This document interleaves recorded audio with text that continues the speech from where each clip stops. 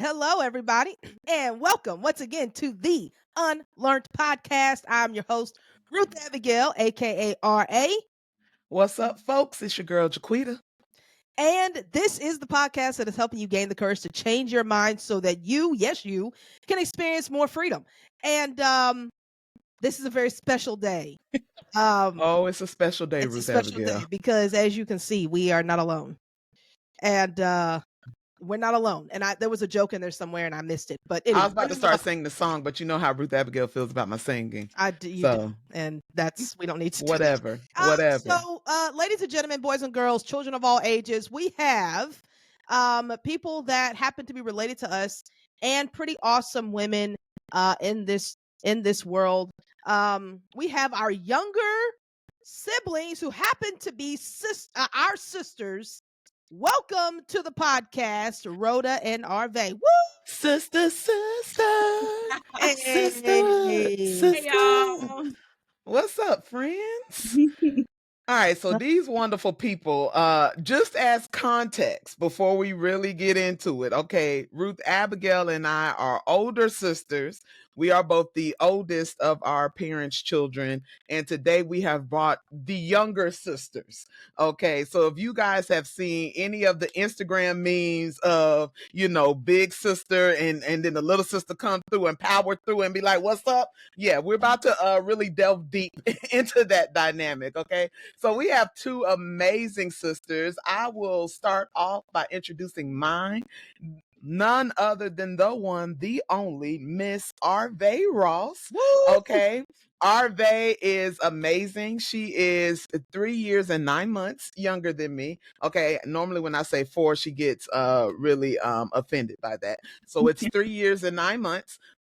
She's amazing. She is a licensed counselor, mental health specialist, right? With she has a lot of certifications, a lot of letters behind her name, has worked in a lot of different avenues in counseling, and is absolutely bomb.com at what she does. So baby said, "What's up to the people?" What up? What up? I don't know how to go after that introduction. You've never been so nice. Thank you. It's for the people, huh? It's for the audience. Yes. You hate that. Yes, I do what I can. You did it well. Yes, thank you. Yeah, so that definitely should have been flip-flop because I cannot do introductions nearly as well as Jaquita. Rhoda, I'm so sorry. I'm so sorry. It's fine. Yeah, I realized that was a mistake. Anyway, Ruth Abigail gonna be like, "This Rhoda." It's okay. It's all right. Go ahead. No. I can do a little better than that. So, my sister, her name is Rhoda Smith, and we are about 3 years apart, almost 4, about 3.5 years apart. Yeah, I think that's right. So Rhoda is she's actually the most accomplished of all of us, out of my whole family. And she has a master's degree, master's of education. She is currently doing her master's of educational leadership. Is this true? And Well, yes, I already have that one. and she has that. Okay, great. And she has it. So she has a master's of educational leadership as well. She is an assistant principal of a middle school. She's been in elementary school. She's been in education for almost 13, 14 years? Long time. In the 10 to 12 range. Taught in Malaysia, and she's done a lot of amazing things. She is seriously, she's been wanting to teach since she was 3 and has followed that dream and has soared to the top. And I'm very proud of her. I really am. She's also the most adventurous of the group. She's done skydiving in 2 different countries. She has she's lived in 2 countries overseas, New Zealand and then Malaysia. I'm remembering things as I'm talking. So anyway, she really is the most accomplished, and I think I'm trying to be like her when I grow up.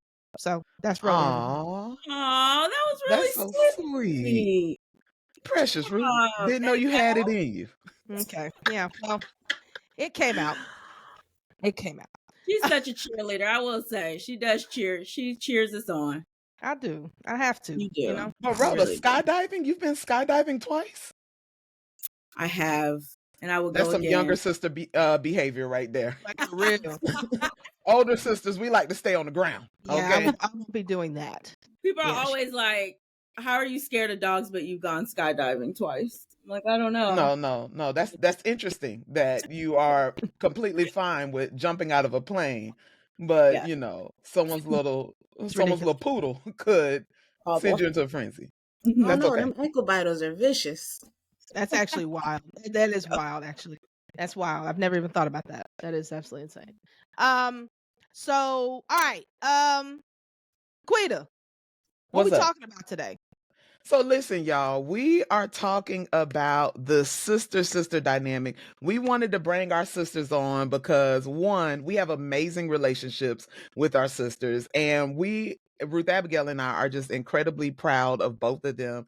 It's something about younger sisters. They just strive and achieve and become really, really great. And you watch it before your eyes. And as older sisters, we just really are like sitting there watching, like, look at my baby. Because I feel like I had a hand in raising you, honestly. But today we're going to delve a little bit deeper into that.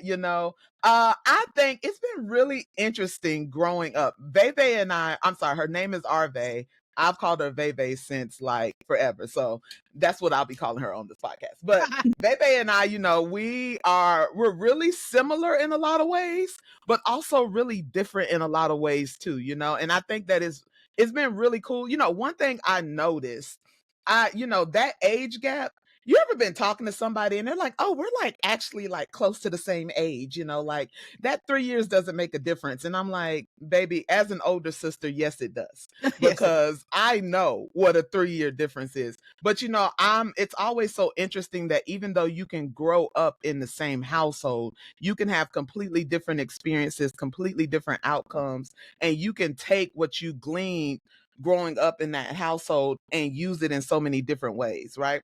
And there's one particular theory that really talks about how siblings experience things differently and they are shaped and molded by the ways that they experience things, right? So today we are talking about birth order theory, okay? Specifically as it relates to that older sister, younger sister dynamic, right? And we actually have an expert on the line, Ruth Abigail. We have an Come on. expert. She went to school for it. She has her master's in counseling. She just got fully licensed. Okay, don't play with her. Okay, my sister fully licensed. All right, and so, baby, tell us about what that birth order theory is. Talk to us about it. I would just like to say that when we are in school, we study for a test, we get that information, and if we don't use it, we lose it. But birth order is definitely one of the things that I use constantly, and not just in my profession. It was founded by Alfred Adler, AA, and he speaks about the different characteristics that you can find in firstborns, middle child, and also the youngest. You can see it in relationships, you can see it in how people respond to different events within their life. It's definitely can be used in my profession, counseling, but when I was in the schools, I was using it in the schools. When I communicate with cousins and family and even friends, it's always in the back of my mind, like, okay, she the firstborn, so I gotta approach this differently because she understands things differently. She has a different point of view. I love birth order. Now, there are always exceptions to the rules, always, but it's definitely a good foundation to start at. That's what's up. And I That's all. think Ruth Abigail, can you talk a little bit about just the older sister, younger sister dynamic? Again, you guys have seen the Instagram memes. All right. You got the older sister who's like, meek and mild, and then the younger sister who is the thugalicious. All right. And I really want to hear. Right. And I think that that's kind of like a stereotype with older sisters, younger sisters, is that older sisters have taken on like this great sense of responsibility and like duty and like, wanting to please everybody and make everything comfortable for everybody. Whereas younger sisters, I feel, are more like independent, goal oriented, can be more competitive at times, and strive for things, strive for their own success. Whereas sometimes I think older siblings are like, everybody has to be okay, right? Are there instances, Ruth, where you and Rhoda, like, do y'all have stories of like where you've seen that dynamic at play? We don't have any stories. No, I'm kidding. So that particular dynamic at play. So I think that one of the just natural ways, and I don't know if this is birth order, some of it's birth order, some of it's personality, I think. But Rhoda is more expressive than I am. Would you agree? You're just naturally more expressive than I am. Yes? Okay. Yes, agreed. So the what's going on in what the story that is playing in my head right now is the story of when I was dropped off at Furman at college. Do you remember this? Would you like to tell this story, Rhoda? You tell it. You want me to? Yeah. Well, we dropped her off at, of course, she's the oldest. So we dropped her off at college, and she was she was the first to go. And it was a big thing in our family. So we all we miss me and Rufus, who's in the middle of us. He's our brother. We missed like the first week of school, which was a big deal. We deliver her to college. And it was, so we dropped her off. We were there an entire week, and we moved her in, all these things. I still have modeled my closet after her roommate, who I don't even know the girl's name, but Emily. whoever her roommate was, she had everything color coded, and I was like, this is amazing. But that's how much we were in her dorm room. We knew, I knew every single. So we dropped her off the last day before we drove back to Houston.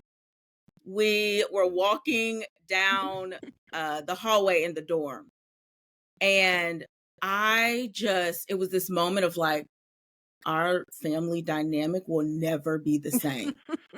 Like, we're leaving her here, and she's never going to be like within our household. Like, we're not going to be a family of 5 ever again. And actually, we've never been. It's crazy. That's true. So actually, wow, I was spot on. Okay. Oh, wow. And I just burst out into this wail. Yeah. Crying. We're about to walk down the stairs, and she hears me all the way down the hall in the dorm. The hallway is a long hallway. Yeah. It's a very long hallway, and I'm all towards the end. She comes running down. Well, I don't know if you ran, but you came down. And we just embraced, and she just comforted me. And it was the first moment, because me and Ruth Abby used to fight, argue, and bicker. And I mean, it was just constant. Yeah. And so it was the first moment of like us. Well, we always, what's our phrase that we always say? I forgot. Sisters by chance. What? Friends by choice. Oh, that's Hallmark. That is just precious. That is so precious. Oh my. No. It really was the first moment. Both of us identified as the first moment of us. It's true. Starting our sisterhood as like a friendship within our sisterhood. No, I think that makes a lot of sense, because I do think that there is a shift that happens after the oldest moves out of the house. Arve and I too used to fight. Okay. Mostly over the phone. Okay. Because as the older sister, I really felt like the phone was mine. You know, back in the day, that was the day of the landline. Okay. We didn't have cell phones at 12 and 13. When I got my first cell phone at 16, I thought I was big dog. And I also had to find $10 a week. All right, to put some minutes back on my phone. Okay, see, you young people don't know nothing about that. Okay, but I was begging somebody like, hey, I just need to put some more minutes on my phone. I ran out. Right. But I remember one day I was in the 8th grade, and I had like all these friends, and it was like, what we did was, when I got off the bus and I went in the house, immediately I'm on the phone with the people I just saw, because why would I not be, you know? And I remember I came home one day and Veve was on the phone. Like, if I'm in 8th grade, that puts her in 4th. Who do you even need to be talking to in the 4th grade. So then like hours go by and I'm like, yo, where are my people at? Nobody's called me. I haven't talked to anybody. I go to school the next day, right? And my best friend at the time, he comes up to me. He's like, yo, I called you, but Veve whispered in the phone and told me that you would call her back later. And he said, I kept trying to call back and she kept whispering in the phone saying that you couldn't talk right now. And that was when it went down. That was when, as younger sisters, I went home that day and I said, let me tell you something. All right. And I felt like there were constant moments. Baby, don't act like you don't remember No, I'm this. trying to figure out what you told me. Whatever. I bet I got that phone. Okay. I got on the internet and you was not having no calls. Oh, yeah. No, yeah, she definitely Yeah, did we that was because fighting with that landline. yeah, no, we were fighting. It was fighting and striving. Yeah, because you know when you used to get on the internet back in the day, it would knock somebody off Yep. the phone. Yep. Unless you had We that both ain't got no Ridiculousness. landline that day. Ridiculousness. But Veve, how did you feel after I went to college? It was weird. It was really weird because all my life I've been a younger sister. Like you had a time where you were an only child and it was just you and mama. So when you went off to college, it was just me and mama. And I was like, how many more years I got to be up in here? I was ready to go to college. Like as the younger sister, as me, I hated school, but I knew I was going to college because one, my big sister did. So you were a working model in my life, but I actually missed you. And when you were like getting prepared for college, I remember like, oh, I can't wait for you to go. You've been working my nerves. But as soon as you left and like we came back and I'm home and it's quiet, I don't have nobody to crack jokes with because don't nobody understand me like my sister. I hate to say it, but nobody gets those inside family jokes. Or nobody debriefs when we go with family like my sister. So I was like, dang. And I think I even called you. I feel like, but our turning point that when it became more of a friendship is when you got your cell phone. Because that's literally all we used to fight over. You got your cell phone, I got the landline. We good. Your peoples ain't calling no more. We good. But I just remember like sitting in my room and I was like, dang, it's quiet. Dang. You know, it's funny because I don't know that as an older sister, I was constantly thinking about like, you know, like we're the first to do things, right? Like and I think sometimes you get so caught up in the experience of, you know, like I'm in college, I was trying to figure myself out. I was trying to figure out I mean, I changed my major in the middle of it. I found Ruth Abigail. I had to deal with her, you know. Love you so much. Love you so much. You know, we had to get her up to speed, make sure she was good. You know, we had to tutor her on, you know, all things of being around, you know, people, having friends, being a crew. You can Yeah, you know, I had to whip her into shape, you know, but I don't think that I realized how much me leaving had an impact until I think when my sister went to college. I think when Veve went to college and I realized that I was walking her through her experience, then I was like, oh snap, like when I left, that had an impact on her. And so even, you know, Rhoda, hearing your story, I can for Ruth to come out and embrace you, you know, that was a moment. It was a big moment. That's why we still remember it. It was a big moment. But yeah, you know, I think a lot of times we get so caught up in what it's like being on either side of it. I understood Veve more when we started talking more, you know, and really having those more in-depth conversations about her experiences and my experiences. But yeah. Yeah, I think something that we talked about and just alluded to even just now is the the way we experience family. How do you see your parents from the perspective of a younger child versus an older sibling? And Well, I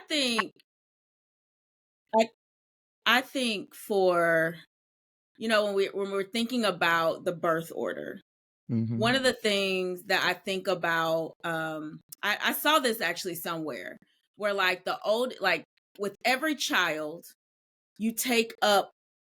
So like the firstborn child, you can choose what you want, who you want to be, all these things, because nothing's taken yet. So you get to be your own person, like whoever that, whatever. Then the second child is like, okay, so if the first child is, a perfectionist, the second child is going to come and the perfectionist role is already taken. So I'm going to take something else. So they choose something else. And so with every child, it's like, you have to choose something that your older siblings didn't choose or are not. You see what I'm saying? And so I think like in terms of parents, I like earlier somebody said like the youngest child is very adventurous. And I know for me, like even something that I can think back on a small level, it was like Ruth Abigail took Spanish in high school. My brother took Spanish. So I was like, I'm going to take French. I don't know anything about French. I failed French. I didn't know nothing. Nobody in my household knew anything about French, but I wanted to be different. I wanted to stand out and do something different than they did. And then like I love to travel, but also like that box was not taken by either one of them. And so I do think that like as far as your parents, every child wants attention, or every child wants to be loved, or feel loved, or earn, I don't know if it's earn the love or whatever from your parents. And so you do whatever you think that your parents. I feel like for Ruth Abigail, my parents were very, very hard on her because she's the oldest. So she's setting the tone for all of us. So I saw that, and I like very much remember that. And I also remember them thinking, but they weren't as strict with me. They weren't. And they always thought they weren't, like my brother and sister always thought that they weren't either, and they weren't. But it's also like, that was just something that, Ruth Abigail had, like, she had to carry that, whatever you want to call it, versus for me, I didn't have to carry those same things. That was really good. I'm sitting here thinking, was Mama more strict with you? I don't know if I saw a difference because she was just strict with us. Mama was breaking some generational curses raising us. So I'm not sure if she was more strict with Quita, but I know that Quita, I call her Quita, y'all. I don't know Jaquita. I know Quita.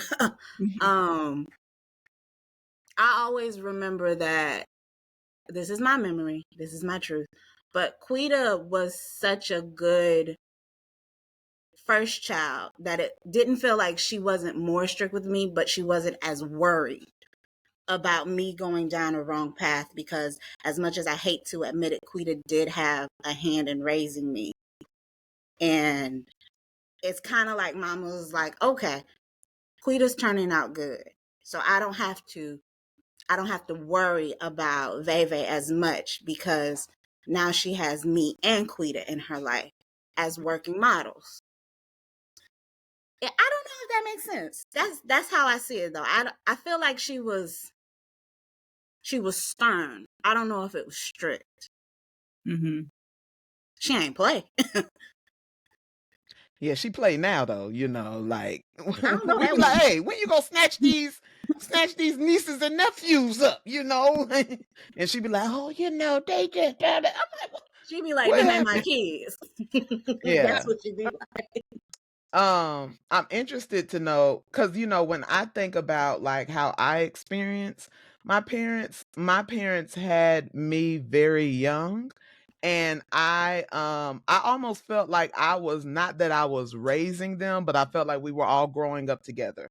And I'm wondering, Veve and Rhoda, if that resonates with you at all. Like, as younger sisters, like, did you ever feel like a weight from the family dynamic that you were responsible for? Are we talking Mm. about as younger or like me right now? As well, let's do both. Like, as younger, and then how do you feel now? When I was younger, I didn't feel any of that. Mhm. I didn't feel any of that. But now that I've gotten older, and I'm gonna be honest, when I was younger, I probably didn't even notice the dynamics. But as I'm older now, I see how your relationships with both of our parents, I see them. You're the one who you put the team on your back. Wow. And you take a beating a lot. But when it comes to it, I'm the more vocal one. And if I see you doing wrong, I don't like that. I will fight for you. And sometimes you're the one I put on my back. You can have everybody else, but you're the one I put on my back because you're so sweet. You're so kind. You're so giving. You're so helpful. And in the back of my head, I'm like, Quita not gonna say nothing. Or Quita not gonna say what need to be said. Mm. I'll take a cussing out. I'll take a butt cut. It's just a butt cut. You're definitely really right about being more adventurous and more risky because I done said some stuff. But Yeah. you're the one that I want to protect. You're the one I put on my back. When you put the whole family on your back, I think of you first. Because you was with me and you was with me shooting in the gym. A lot of the times it's been you and me against whatever. So not saying that, I don't love my mom. I love my mom. Don't get it twisted now. I'll cut somebody out for her too. But when it really comes down to it, I make sure my sister is good first. Because in my mind, we're still kids. Mama's an adult in my mind. That's interesting. That's interesting. That's really Promise good. y'all we didn't pay her to do any of this, and we did not bring our younger sisters on here to as free promo to make us look good. Okay, this is just what younger sisters do. I love you, babe. Thank Oh, you. It's really sweet. that's beautiful, baby. That's really, really, really well said.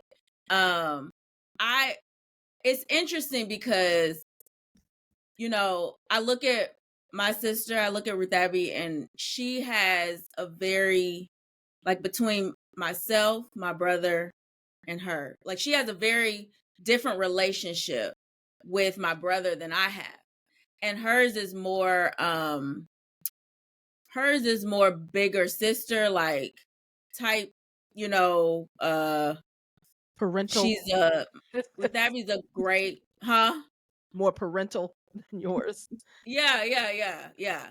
She's a great listener. And you're right. Like, there is a kindness, there is a gentleness, there is a to her as well. And perhaps that's why Quita, you and Ruth Abby, are best friends the way y'all are. Because I think that that's also interesting to also look at friendship dynamics of, like, do you choose older kids as close friends or younger kids? Anyway, okay. But for Ruth Abigail, though, I have seen more of my protective side come out as an adult, though.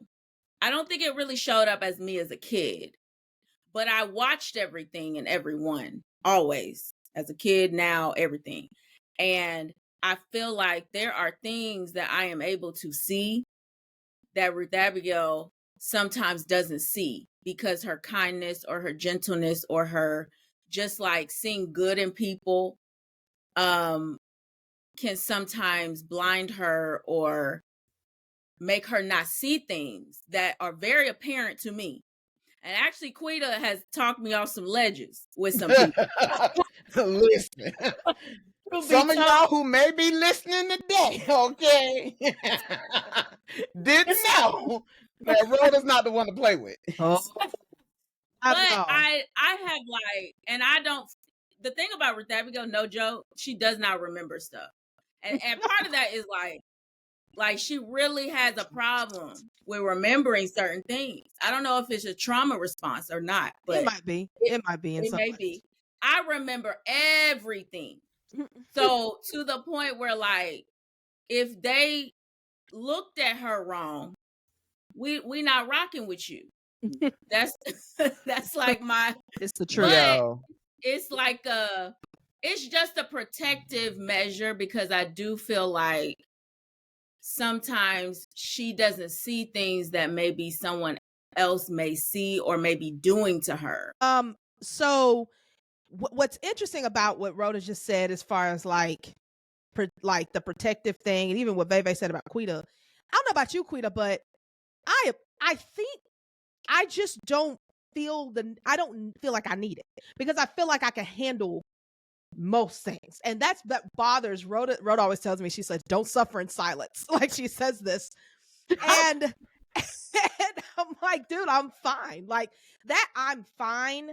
Kind of like, I'm fine, I'll be okay. I'm fine, I'll be okay. Mentality, yeah, I think it feels very oldest child, because you do like it does feel like you hold more on you, whether you're asked to or not. Just naturally, you hold more.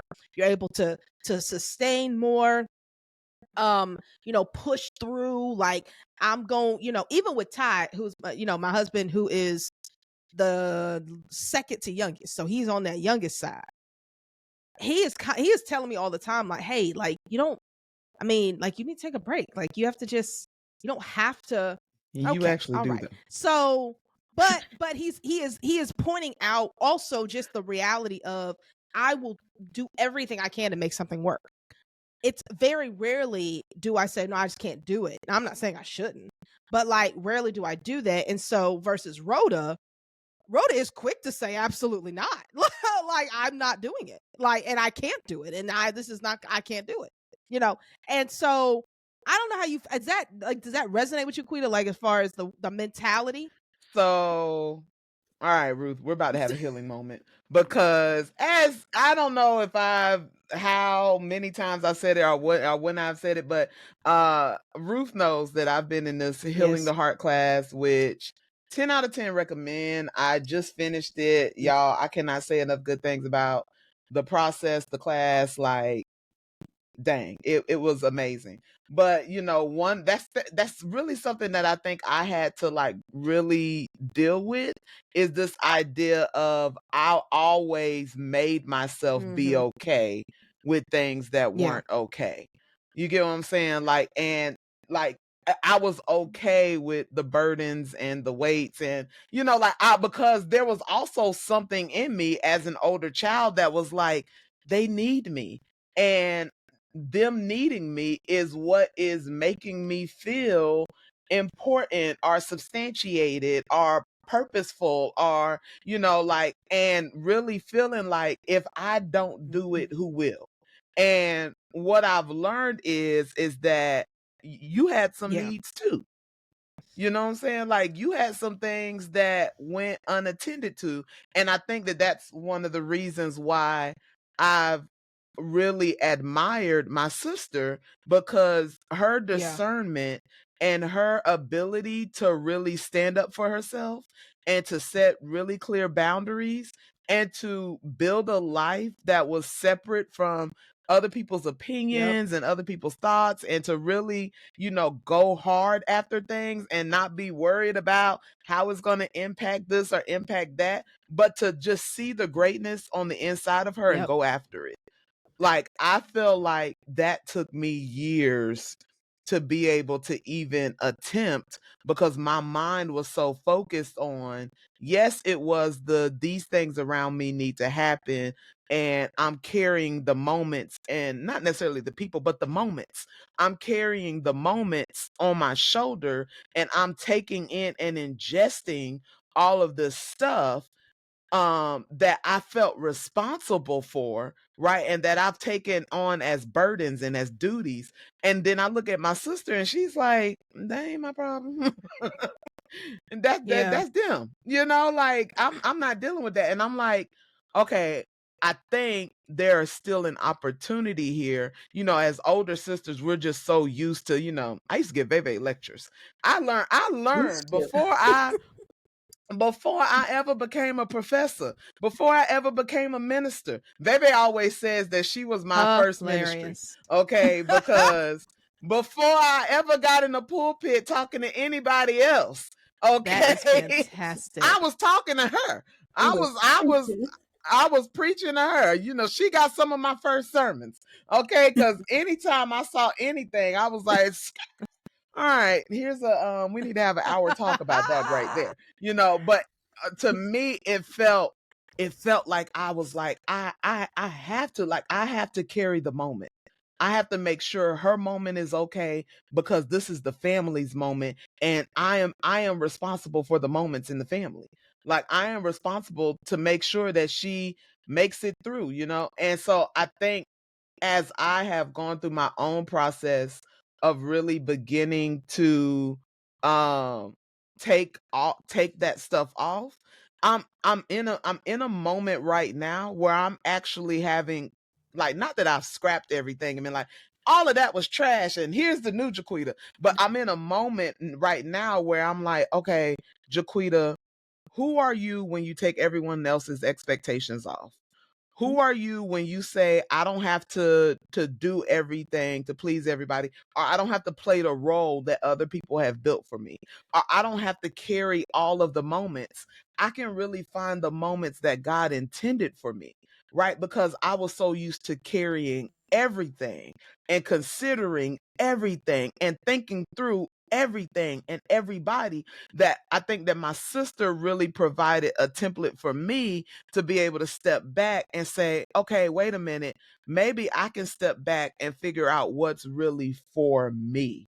And I think that that's when we start to really fine tune and hone in on a deeper sense of purpose and a deeper sense of this is who I really am, and I really am okay with it. And if it doesn't mesh with somebody else's moment, that's okay. I don't have to make my moments fit everybody else's moments. I can have a moment. And I think watching my sister kind of go through her journey and like really just like maneuvering through different stages of her life gave me the courage and the boldness to be like, I'm going after my moment. But I think that that was something that came through my own self-reflection and ability to like be like, okay, no, I deserve this moment. That's really good, Quita. I one thing that I'm thinking about as you're talking is the reason why I don't think Ruth Abigail, in her introduction of me, which I appreciate, but I don't think I'm the most accomplished. I think that it wasn't expected. The expectations were not at the level as for me as they were for you. That's fair. That is what oldest children carry are the expectations. And it comes out, I always see it actually around the holidays when our, core family of like our immediate family is all together, for long periods of time.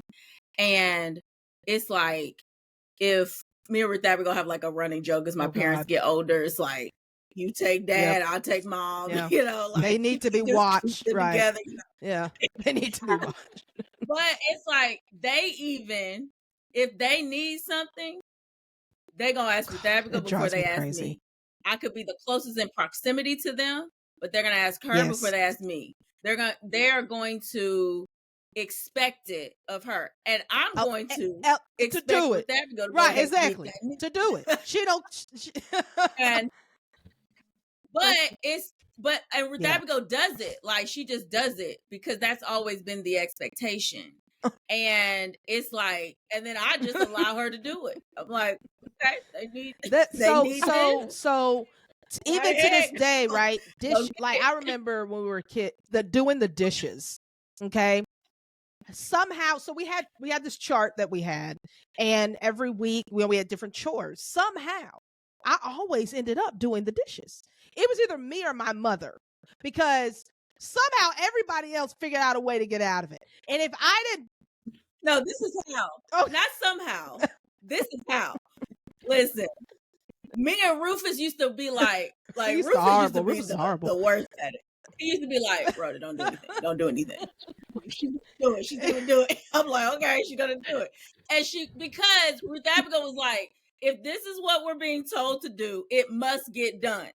It doesn't matter who's doing it. If on the chart it says that it's my week to do it, Rhoda's week to do it, at the end of the day, it has to get done. So if Rhoda's not doing it, who's gonna do it? I don't want all of us to get in trouble, so I'm just gonna go ahead and do it.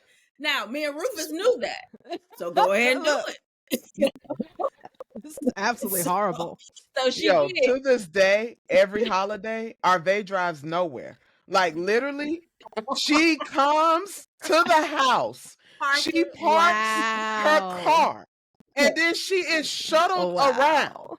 And I, like a dum-dum, bought the 7-seater car. And so like I'm taxi cabbing everybody around. Even like we just recently had an event this past weekend. And I'm like, Lord, I got 10 million decorations in my car.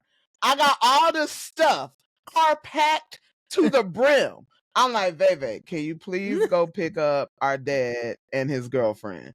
And she's like, I'd rather not. So how dare you? How dare you? To the brim. I have a balloon garland that is going from the front of my car all the way to the back. My poor dad is sitting in the front seat. I'm like, Daddy, just push the balloon.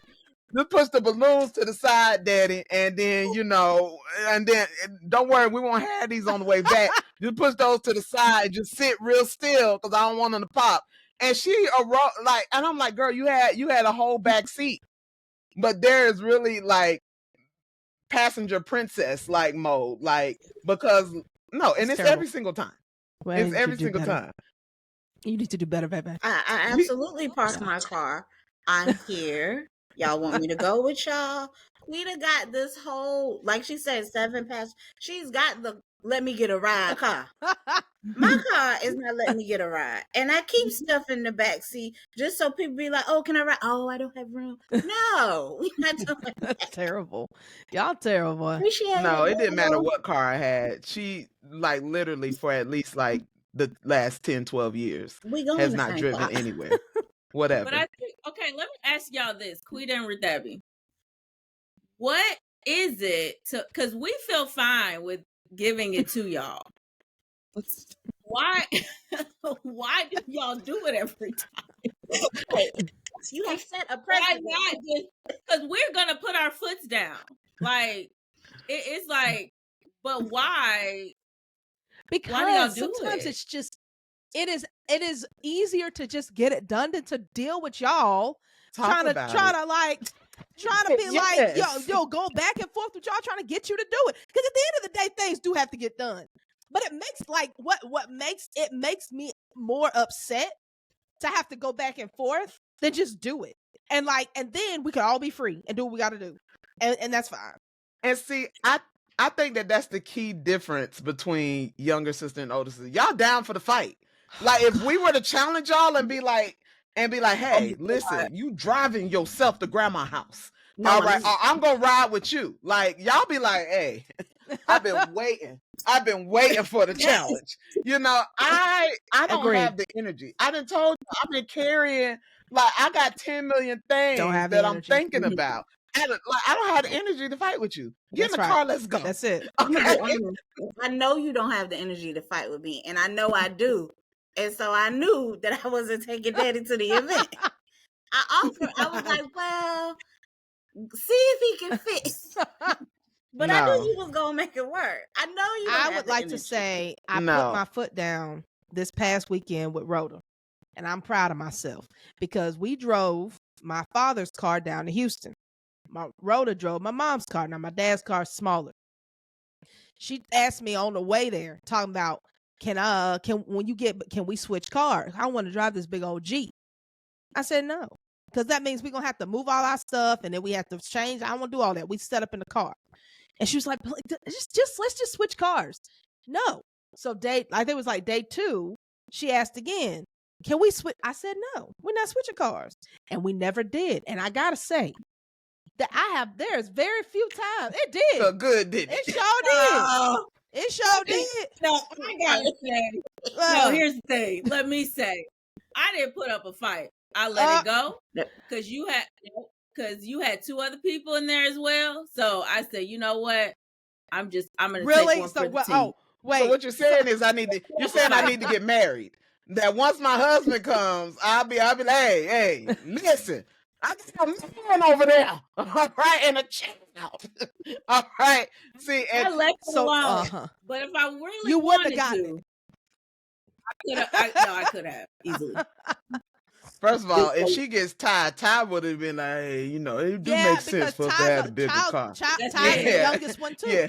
And so that was my ticket in, but I said, you know what, I'm not even gonna worry about it. Rhoda said, I don't want to break up a happy home. Y'all horrible.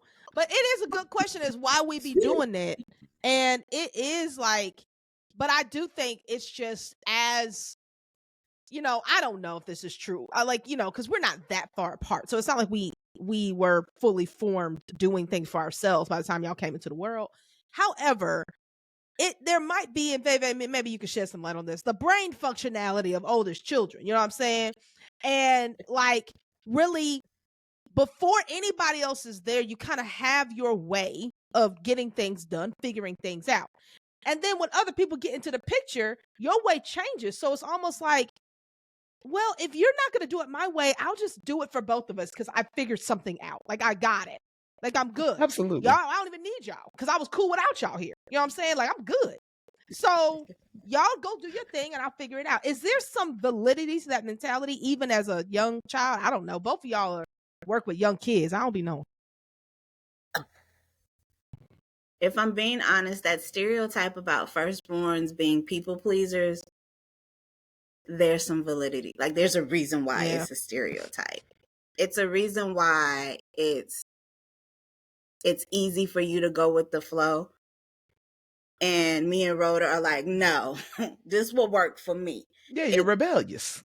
I'm absolutely rebellious. Yeah. Proud of it. I wear that. I got a couple of shirts. But I also think about what's always said to the firstborn when a new child is brought. You're a big sister. You're a big brother. There's always this understood responsibility. Okay, you a big sister now. And I think that's what you're carrying, just the title itself. I'm nobody's big sister. I don't have that responsibility. Nobody has ever placed that on me. But as soon as I came into this world, I changed your title. My title never changed. That's deep. So that's deep. Right. And I'm not, that makes me a little unhappy. I don't like that. That's really good. That's deep. That's deep. Though, you were just the child for 3 years, 9 months, 6 days. Then boom, I pop into it, and now you're a big sister. I don't like that. You're the oldest child. I've always been Veve. I've always been the baby, and I've even told Mama if she has another child after me, I'm not claiming it because I'm the baby. So I think that's where you are almost forced to go with the flow because you had a flow, you had a shift. That's a very good point. And then somebody created a new flow for us, and we just had to go with it. Really, with our parents, if we're honest, we need to have a conversation. Don't take it out on us. That's fair. But they don't know. They don't know that they're doing it. Every I feel like all parents do it, honestly, and without knowing that you are, because you think about it, and I've seen this with my nephews, with Malachi, with there's being such a huge gap of Malachi's in 8th grade, and then he has a 3-year-old, my youngest nephew, and it's there's a huge gap. And honestly, Shiloh, the 3-year-old, he's charismatic, and he gets all the attention, and Malachi for all these years has been the only child, and he got all the attention for all these years. And I think Malachi has really done a great job, of being, but he is the big brother now. And so there are things that it's like Shiloh can do, where Malachi, they'll be like, Mally, he's 3.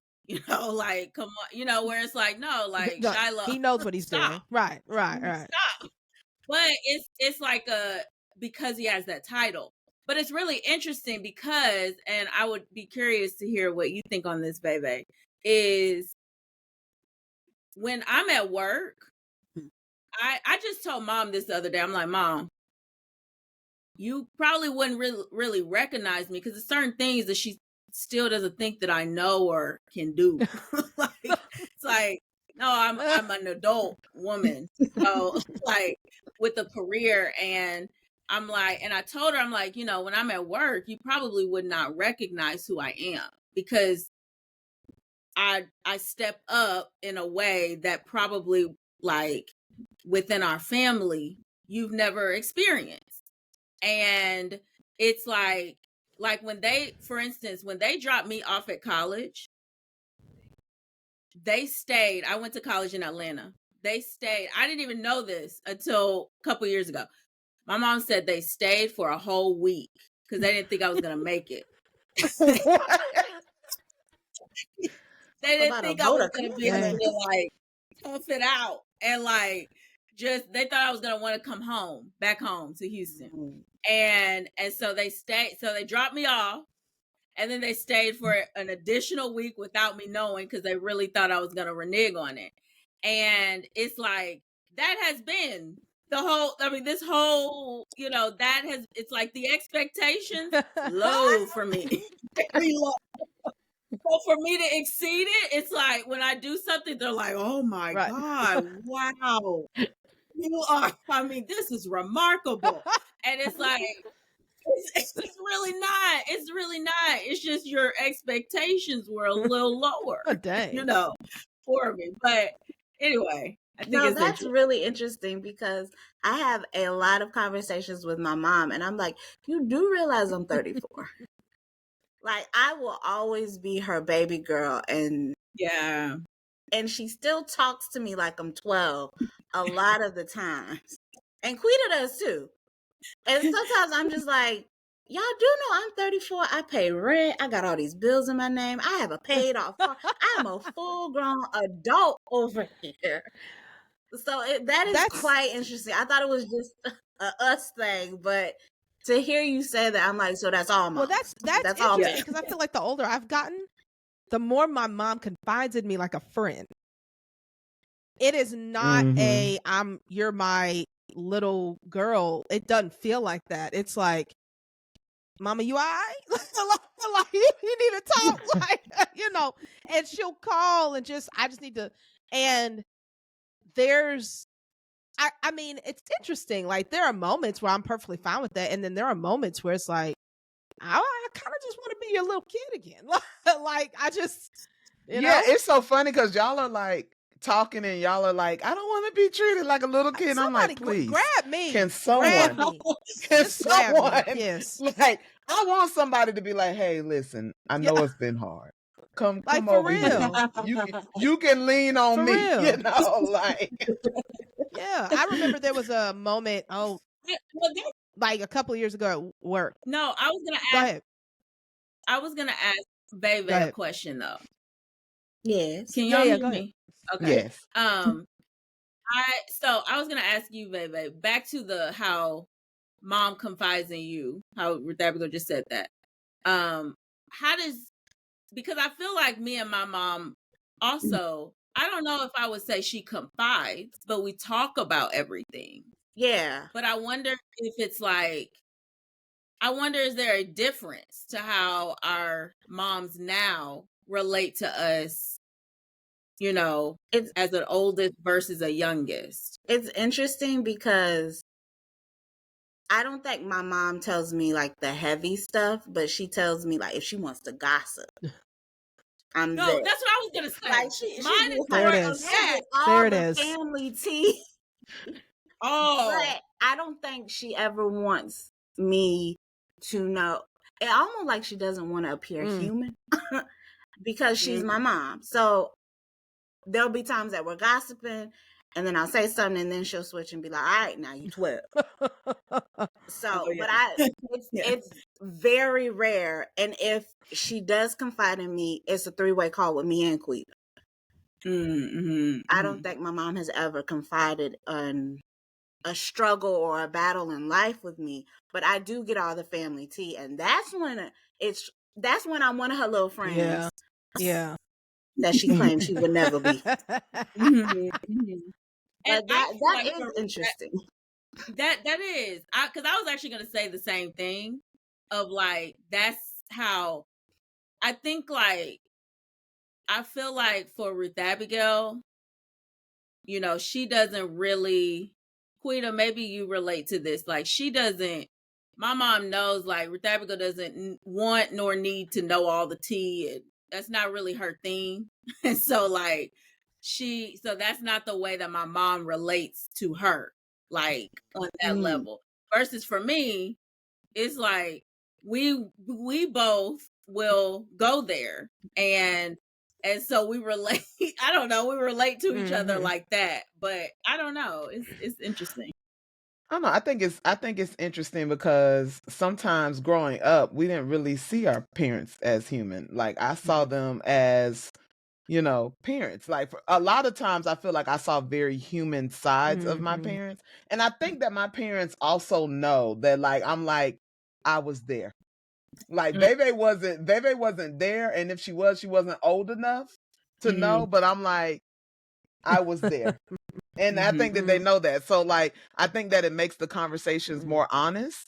And I think that because I have a lot more of those like memories from childhood and just like seeing some of the people that were a part of their lives before that maybe they didn't get to see, or having relationships with some of those people, you know, like for my dad, like, you know, there was just so much that like I didn't know about like his childhood, but I started asking questions. Like, and I was like, cause you know, I took a pastoral care class and we did a genealogy project where we had to go and find out family history. Oh, I monopolized on that. I went to everybody and I was like, all right, so who did what, when, where? And that I think is what opened them up to having those more of those like deeper conversations.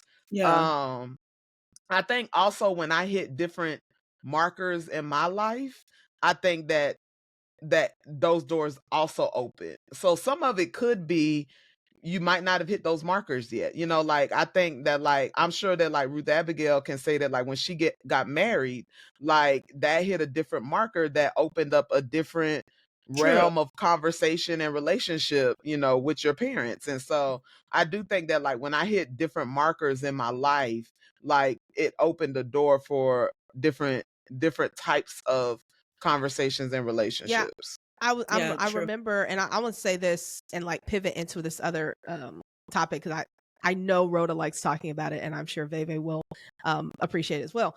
But I remember this was a couple years ago. I was going through a really, really tough time at work, and I was sitting in church, and my father was preaching, and he said something that just kind of hit home. I started tearing up in church, which I don't do ever.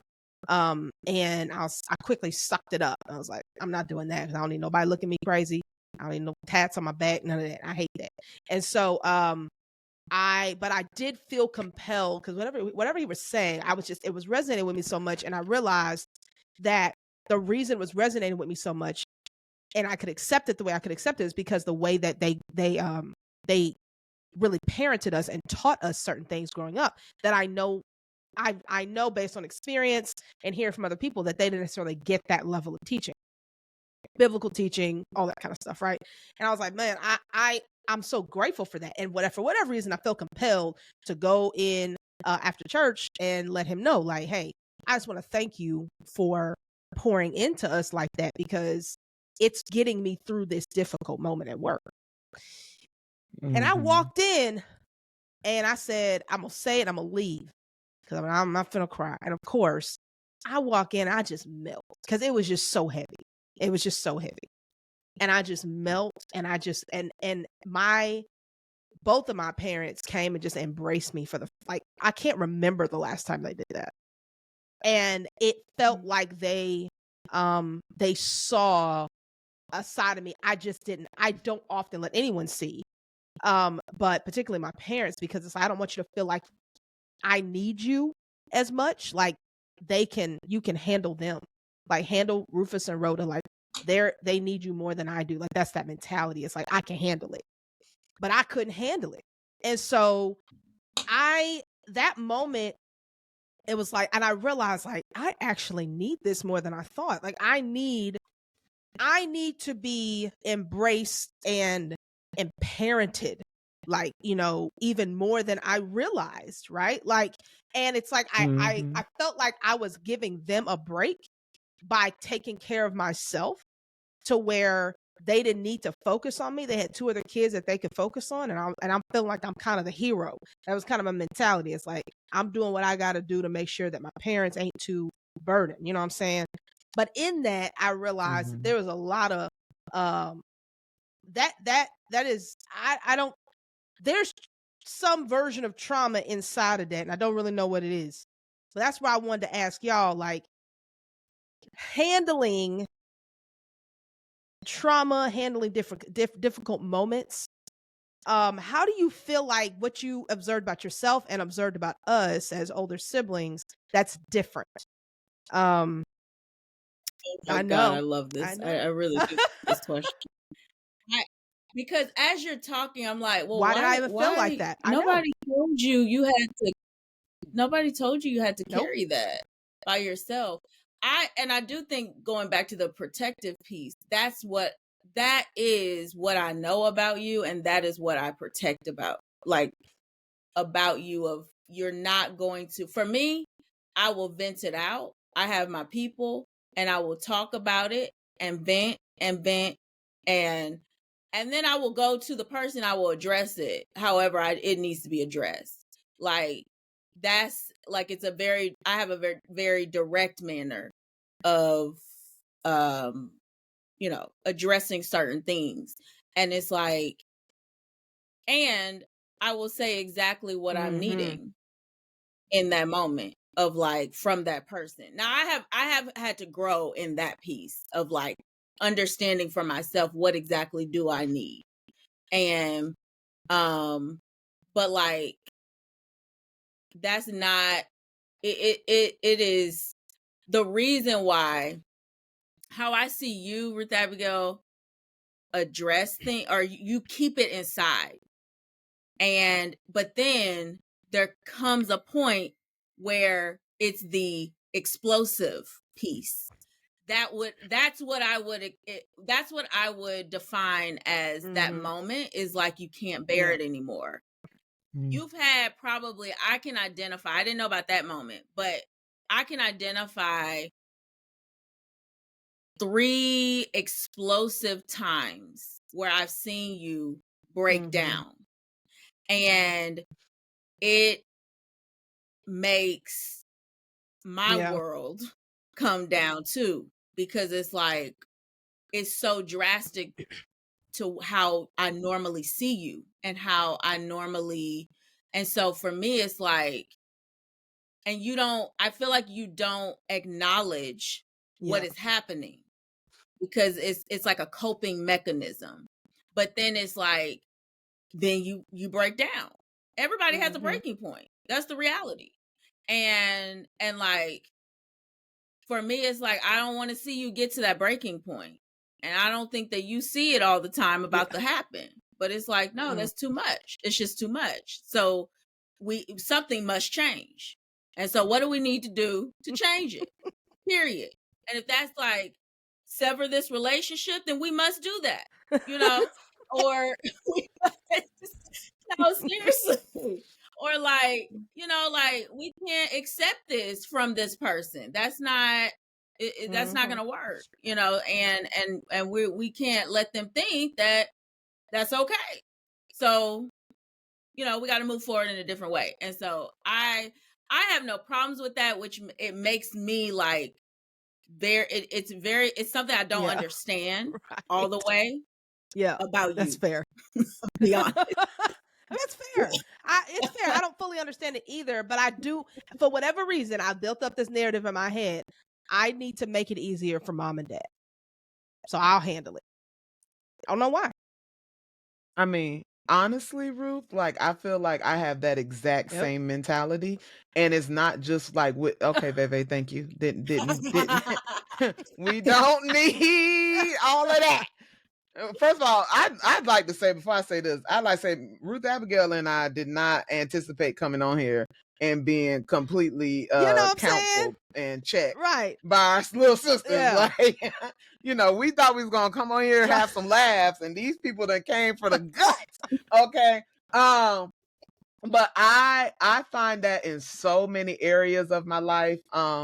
I think one that is like really coming to mind is like even a lot of times in church, like when I have needs, I don't tell anybody that like, oh, like, oh man, you know, like I'm going through something. Or I will wait till the last possible moment to be like, I need Mhm. help. Or like I need someone to know this. And then by the time I get to that moment, I'm looking to be rescued because I have gotten so far down into a pit that I cannot see my way out of, and I have exhausted like before I go to anybody else. And I think that there is like a fear of being a burden or making other people feel like I think obviously this is way down in some previous life experiences, right? But I think that there is something on the inside of me that says if you become a burden, they are going to like it would hurt too much for someone to say out loud, I can't help you, or I don't have time for that.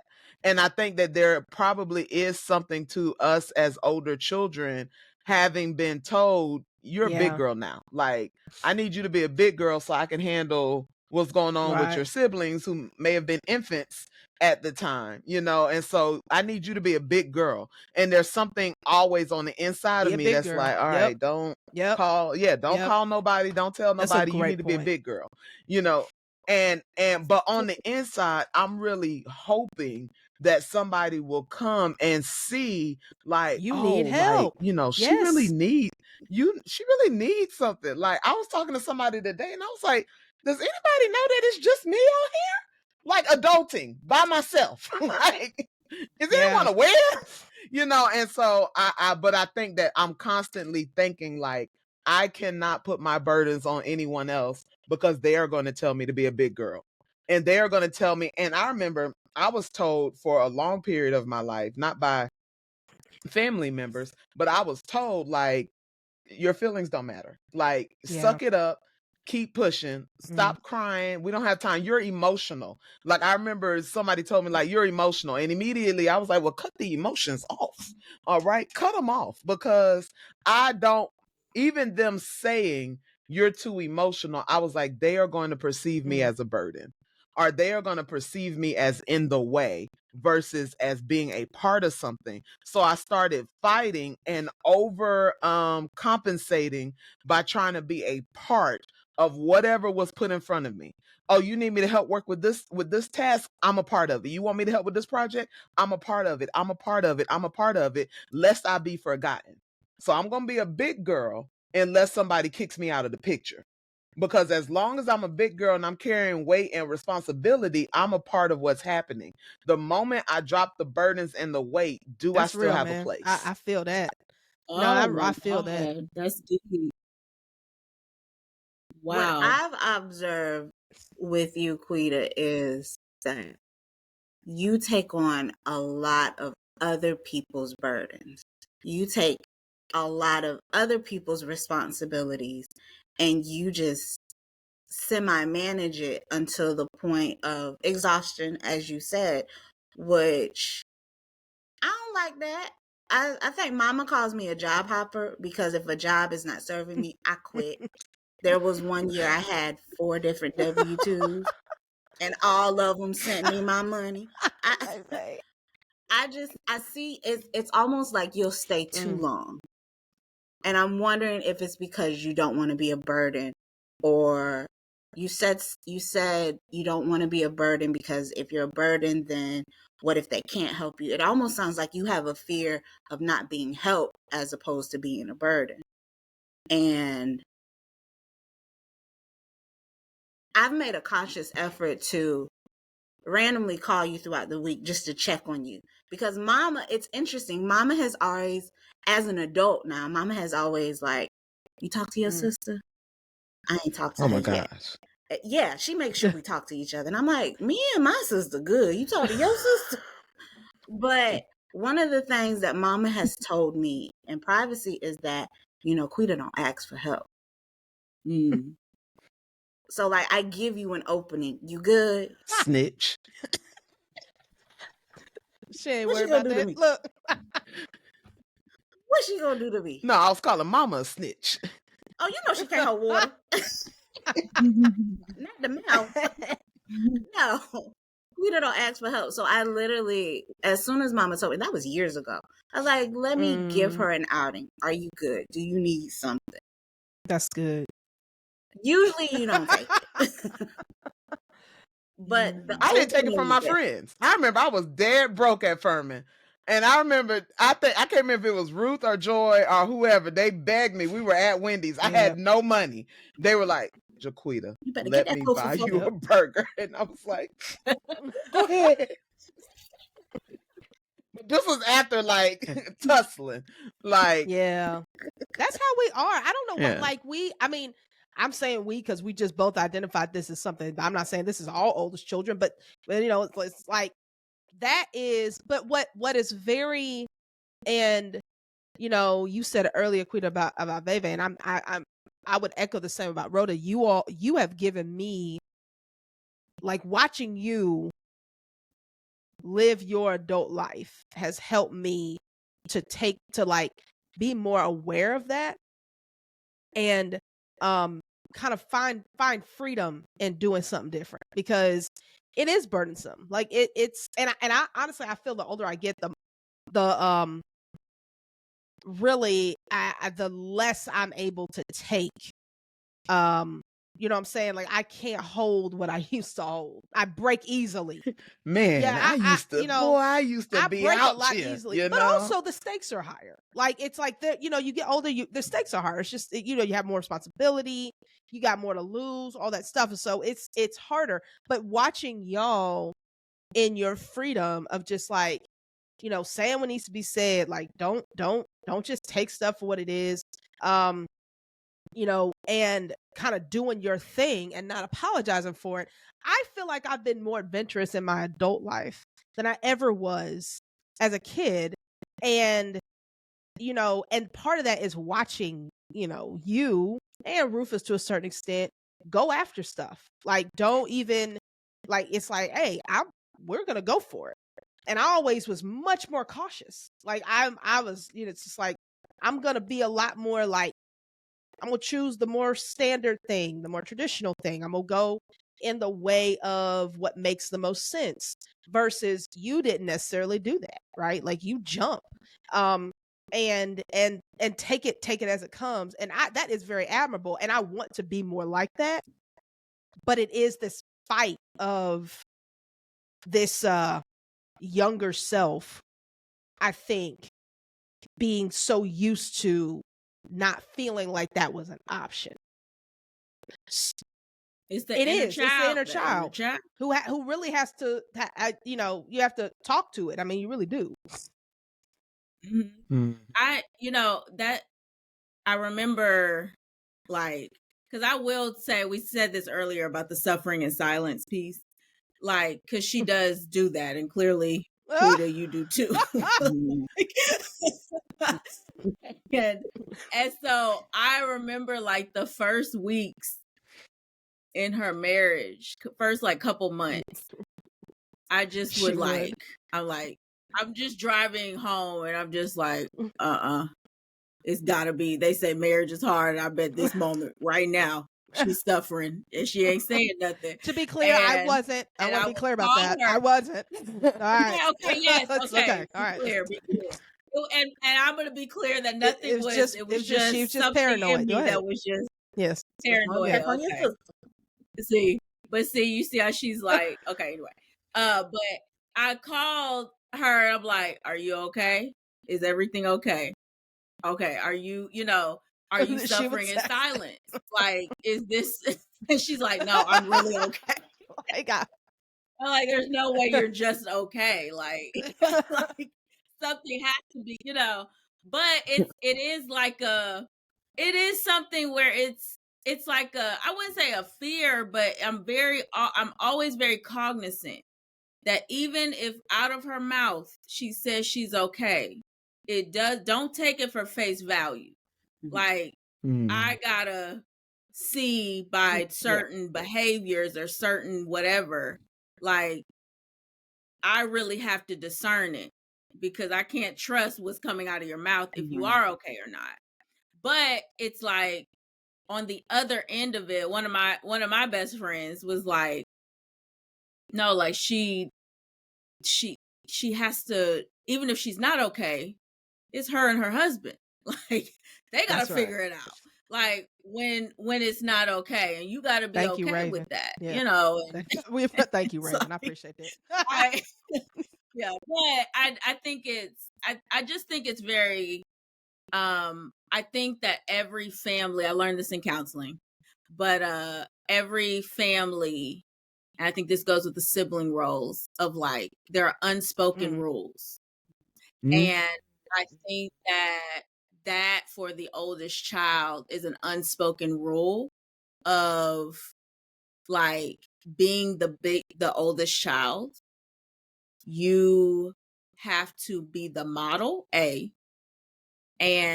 you have to be okay. And you have to be the model of being okay. Like, this is what's okay.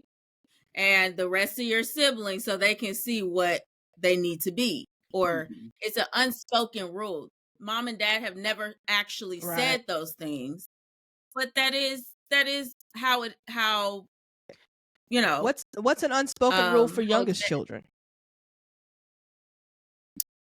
Or do y'all even do rules? Is that a thing? You lawless citizens. It's the unspoken rule that it's like, ain't no rules. Right. It's like it's the unspoken rule of, we expect for you to be not to do certain things, but like to follow in. I think for me personally, it was like to follow in Ruth Abigail's footsteps. Like, it was like the unspoken rule of, like, we expect you to actually do this. Is the mold that she has put forth, and we expect for you to follow that. That was definitely an unspoken rule in our household. Quita went to college. I naturally went to college. Quita went to grad school. I went to grad school. And it's interesting. Quita getting her PhD. I am not writing a dissertation.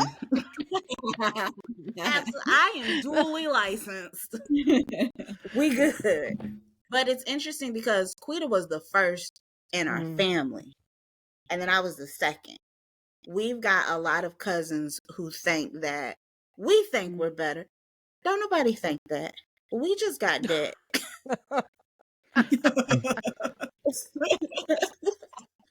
But it's interesting because I've always said, if anybody else in our family was my big sister, I know for a fact that I probably wouldn't have went to college. I had that working model. So if we want to talk about unwritten rules for the youngest or even the next born, it's, you see what your sister did?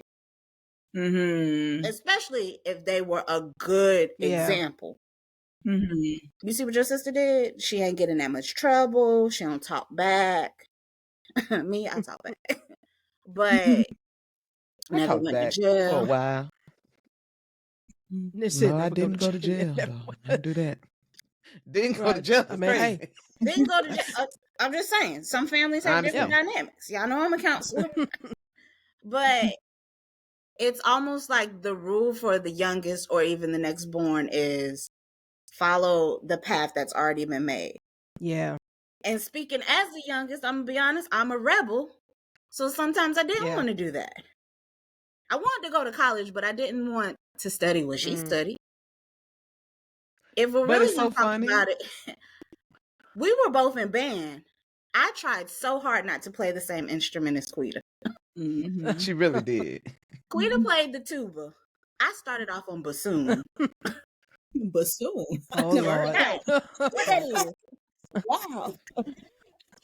I went from bassoon to trombone to baritone, and my band teacher was like, "You know you gonna get this tuba." Ended up Bebe first tried chair so tuba. hard. She tried so hard to not do everything I did. Like the bassoon, she kept breaking the reeds, and the reeds was $12 a pop. And they were like, nah, nah, get this tuba and stop playing. Even though Bebe was a psych major, Bebe actually finished what I Oh, started in yeah. college. I went to Yeah. college Mm. and started off as a psych Yeah. major. As I say, I didn't choose religion. Religion chose me as a major. Okay. Literally one night, Ruth Abigail was there. The Lord told me to change my major to religion. And it was a time in my life. Right. But I started off as a psych major. At first I wanted to be a counselor. Then I changed it to social worker, but I was failing them religion classes. So when Bebe went to college and became a psych major, I was like, somebody in the family got to do it, and there's just so many things. But even though she did some of the things I do, I look back and I'm like, I was just there to lay the trail because you were the one that had to walk it and flourish in that, because I didn't actually go that way. Like I have remnants of those things in like my purpose and calling, but Bebe is an absolutely Yep. fantastic Yep. counselor. And she can, Baby will get in, like I used to say when I was in college, I used to say, I just want to be in the gutter with people. I want the You don't worst of want the me. worst situations. Baby did what was it? Drug I'm a substance abuse and alcohol counselor, so Yep. I've yeah. seen people struggling. I've seen people coming down from meth, opioids, crack, painkillers. Fentanyl is big now. Mhm. Listen, that's what I thought I wanted to do. Okay. But now I realize I don't. No. Like that's that, but she's awesome at that, and so I think some of those roads we laid, they really were for That's a y'all. great point. Like yeah, some of those things we did, and you were so mad that like, how did I end up doing what she did? Listen, I was simply the vessel.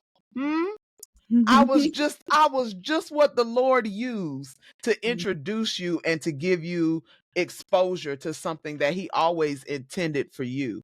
Yeah. But it's always so good. Like when I look back, and see, where we all started from, especially me and my sister, where we all started from and like where we are now. I'm just grateful, and even when I'm like talking to my younger cousins and like when I go to family reunions, I spend a lot of time with the kids.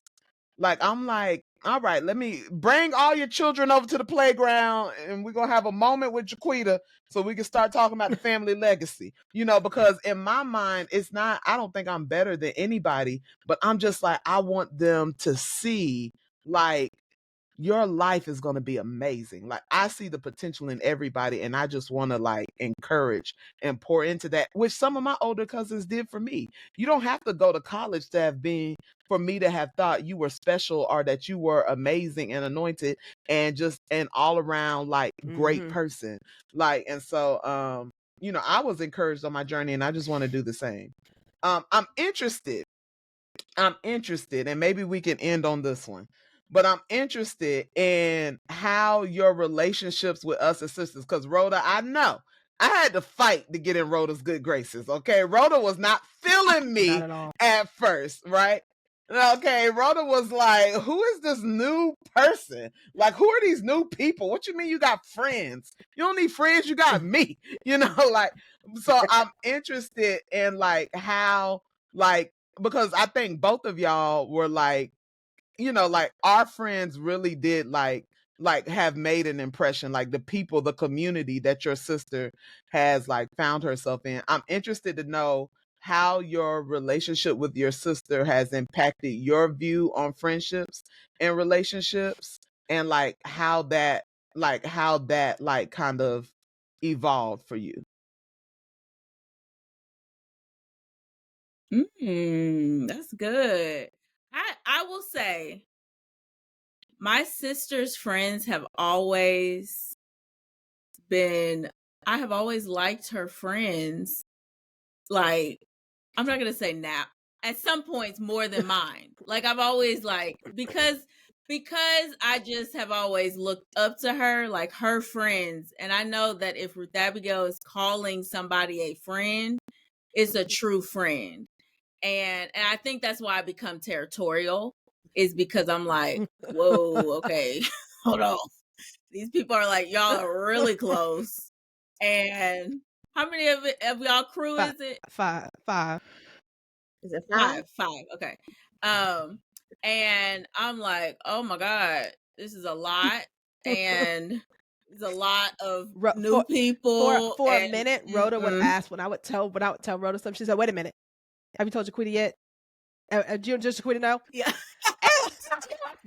Especially when we were in college and we were roommates, and she'd be like, I was like, you mean when I lived "Yes," with her? like she'd be like, "Wait, are you telling me before Jaquita?" Like this, and she would always say that. I'm like, "Dude, you need to calm down." Like, no, but and then to be fair, she didn't know I knew she's lying. Like, I know you told Quita. I just want. She just knew that I wanted to feel the most special, and okay, all whatever. right. But anyway, and so she would tell me, "No, I haven't told you. You're my first person. You're lying. I know you. Well, Quita, I know that." But I think, like, for me, it really taught me to seeing who my sister chose as friends helped me to see what's that saying, show me your friends and I'll show you your future. Mm-hmm. And Mm-hmm. it's like that for Ruth Abigail has always been very true, whereas for me, I would say Ruth Abigail has had more consistent friendships.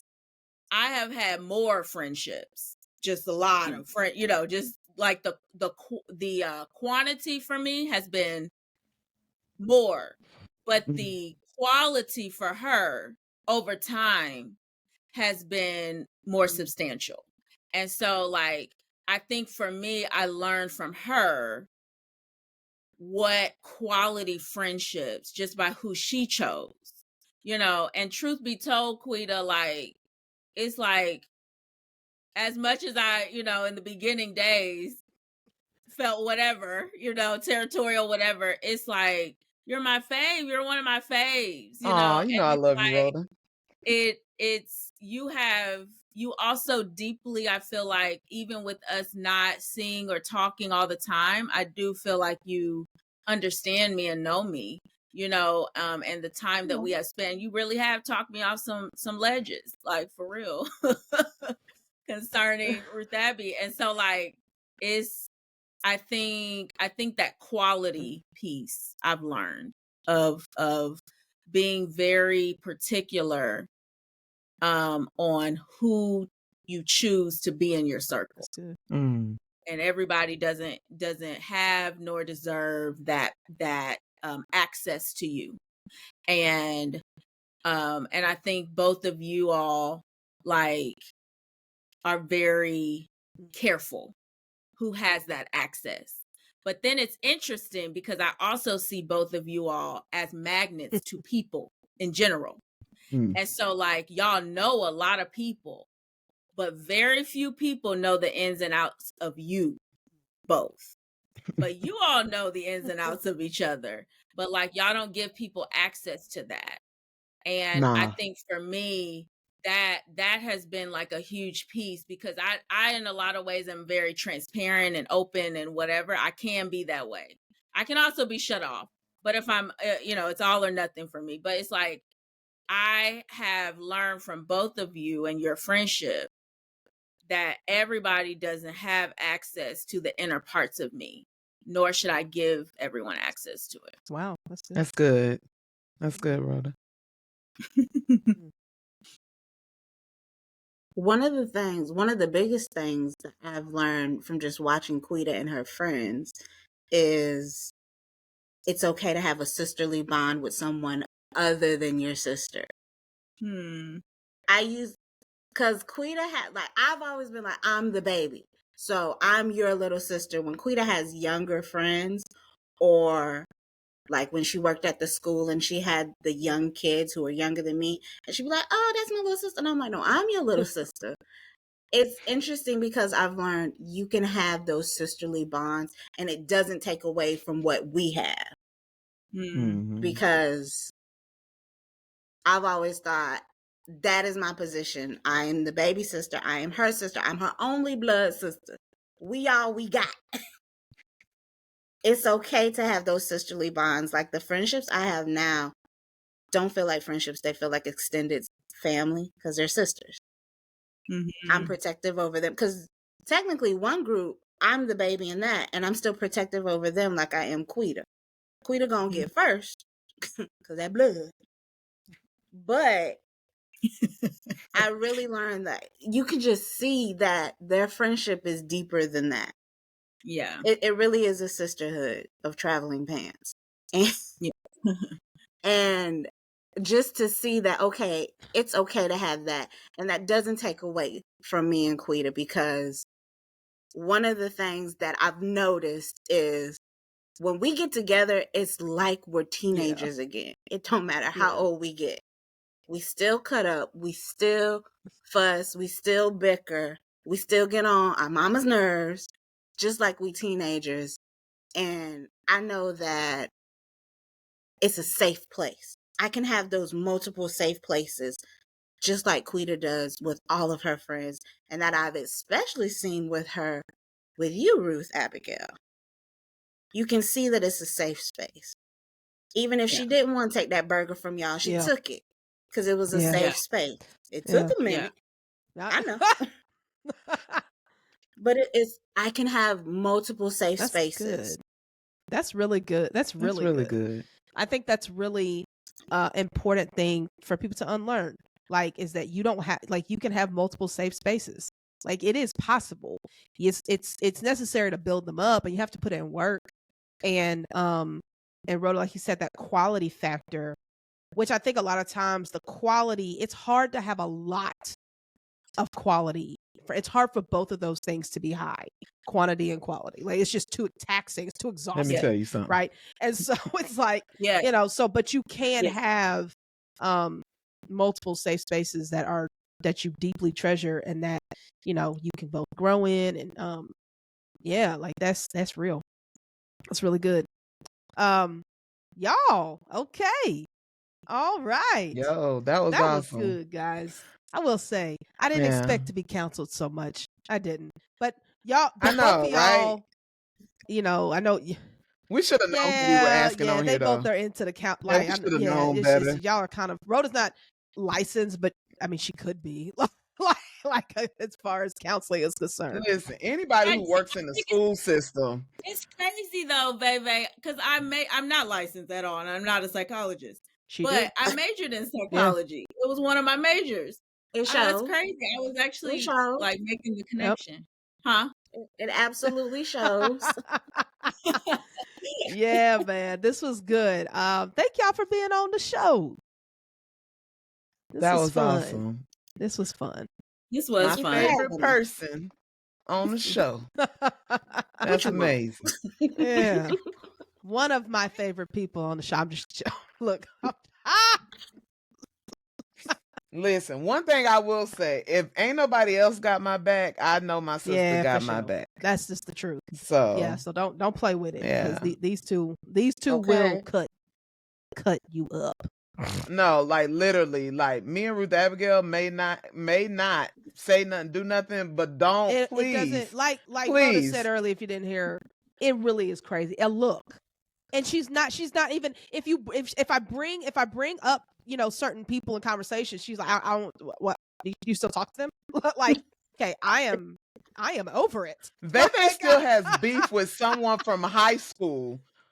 Someone from high school that I'm like, oh yeah, I'm cool with them now. Veve was like, I'll never be cool with them. And I'm like, and this person has no clue. They have no clue that Veve got beef not with at them. all. Not at all. Not at all. It is wild. So, but thank y'all for being our protectors. We appreciate that. We love y'all. So We want it to return as well. Can y'all start doing it for us I don't as know well? about that. Thank you. We'll do. Listen, I fulfill right? my role. My all job right? is done. Listen, I feel like what we have Good shown on this advice. show today is that like who you are Yeah. is a gift. You're All right? You're you're And be the welcome. gift. Yeah. No. So we always forget to say this at the beginning, Quita, but like, share, Like, share, subscribe. And comment. and comment, Listen man. and comment. We let me tell you something. I like this past over Thanksgiving, so many family members, so many friends came up to me and was like, yo, man, I've been watching the podcast. Like they randomly throwing out facts and stuff. And like, yeah, I really like when you said this, and that. And I'm like, this person has not one comment. Yo, shout out to my granddaddy. My granddaddy said he'd be watching the podcast, man. And that made my whole world. That made my whole day. But yeah, listen, we need y'all to engage, man. You know, listen. Don't talk just to us, let we the talk world. back. Don't just All let right? us know you listen. Let the world know. Let the world know. You know what I'm saying? Let them know. Let the world know. It's hilarious. somebody, Don't keep it somebody to at yourself. our, Ruth Abby, I don't know if you heard him, but somebody You at better talk- our Yes. Thanksgiving, not this year, Oh, but last last year, they were like, Ruth Abigail, tell them they need to unlearn that. They need to unlearn that. Yo, that's a t-shirt. Now that right is there. hilarious. Where Hey, the man, merch at? hey, it's coming. It's coming. It's coming. It's coming. Merch It's on the coming. way. More publicity on the way. Listen. It's coming. Y'all do know me and Ruth live in different states. So you know, Y'all with we be full-time sacrificing for y'all. We love it That's though. We true. love y'all, man. All right. So if you made it to the end of the episode, thank you for listening. And as always, let us keep unlearning together so that we can all experience more freedom. And we will see y'all next week. Peace. Peace.